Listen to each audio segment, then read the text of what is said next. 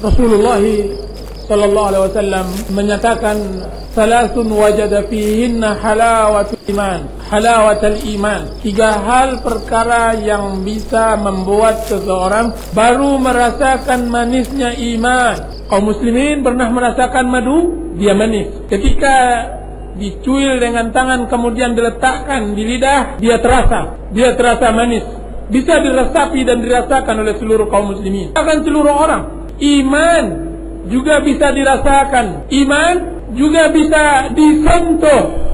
Dengan sentuhan iman akan terasa nikmat hidup, akan terasa kebahagiaan dan ketenangan di dalam hidup. Wahai orang-orang yang hendak mencari kebahagiaan dan ketenangan, carilah di belantara iman, di dalam manisnya iman.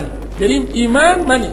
Bagaimana merasakan manisnya iman adalah jawaban singkat, akan tetapi membutuhkan perjalanan yang panjang. Sepanjang perjalanan anak manusia menuju akhirat, dia panjang. Telah dilalui oleh Abu Bakar dan Umar dan Utsman, berletih mereka di sana. Dia butuh motivasi, dia butuh dorongan. Orang yang hendak merasakan manisnya iman bagaikan orang yang hendak berjalan di atas jalan yang lurus, Shiratal Mustaqim. Butuh penerangan cahaya agar dia tidak melenceng dari jalan yang lurus.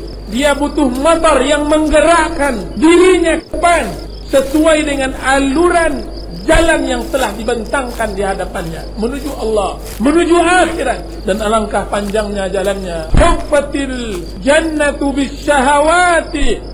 Jalan-jalan tersebut ditaburkan dengan sesuatu yang tidak disukai oleh syahwat dan hawa nafsu. Kalaulah ibu-ibu kaum muslimin pernah berjalan di bawah taburan duri dan anak, maka dia adalah perjalanan iman anak manusia di atas dunia. Dia pedih akan tepi nikmat, dia pedih akan tetapi menyimpan kebahagiaan. Dia terasing akan tetapi dia ramai dan riuh.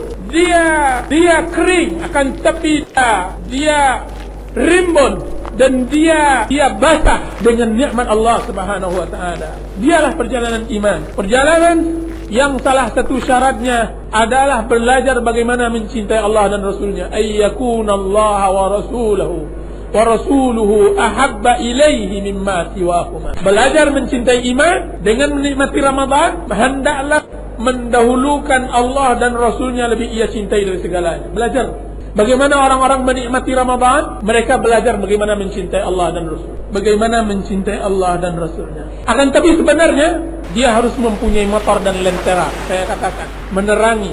Orang yang berjalan di atas gelap, bisa-bisa dia melenceng ke kanan, kemudian akan masuk ke dalam neraka. Dia tetap berjalan, akan tetapi dia berjalan ke neraka. Fariqun fil jannati wa fariqun fis sa'ir. Satu kelompok di surga, satu kelompok ke neraka, dia maju ke depan. Intinya, yang menerangi jalan Shiratal Mustaqim, manisnya iman, sehingga kita bisa merasapi Ramadan adalah cahaya ilmu. Dia adalah lentera Allah dan Rasulnya, yaitu kitabullah dan sunnah Rasulullah. Dialah cahaya menerangi kalbu. Motornya adalah amal saleh. Itulah yang Allah bersumpah atasnya. Wal 'asr innal insana lafi khusr إلا الذين آمنوا وعملوا الصالحات وتواصوا بالحق وتواصوا بالصبر.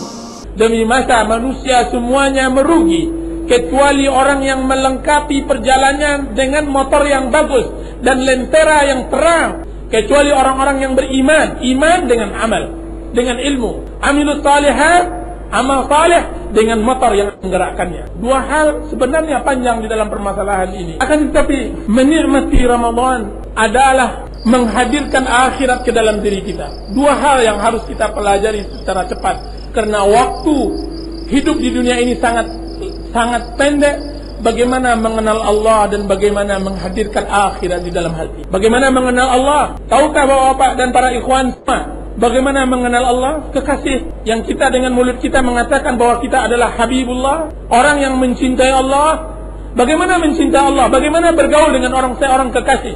Seorang kekasih bergaul dengannya harus mengatai tempat-tempat kapan dia marah dan murka, kapan dia benci dan sayang, kapan hendaknya kita berjalan dan kapan hendaknya kita berhenti.